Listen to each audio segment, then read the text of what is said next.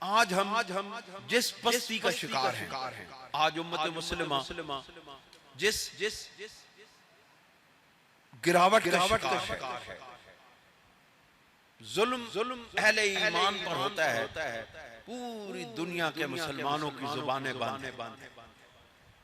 فلسطین کے مسلمانوں پر ظلم ہو رہا ہے، تمام دنیا کے مسلمانوں کی زبانیں بند ہیں، تمام دنیا کے حکمرانوں کی زبانیں بند ہیں، بالخصوص وہ لوگ جو فلسطین کے زمین کے ساتھ جڑے ہوئے ممالک ہیں، ان کے حکمرانوں کی زبانیں بند ہیں۔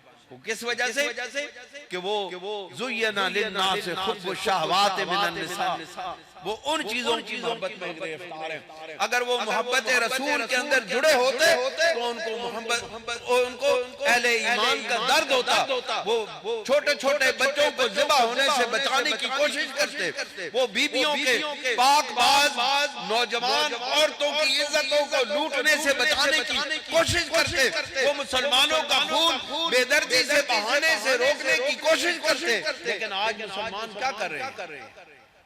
کوئی ایک حکمران بھی بولا ہے ہم میں سے، اور کوئی ہم مسلمان بھی بولے ہیں۔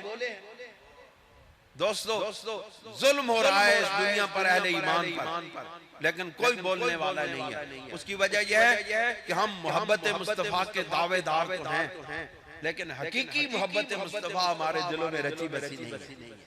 اگر رسول اللہ صلی اللہ علیہ وسلم کی محبت ہمارے دلوں میں رچ بس جاتی تو پھر آج یہ ذلت اور رسوائیاں ہمارے ذمہ نہ آتی۔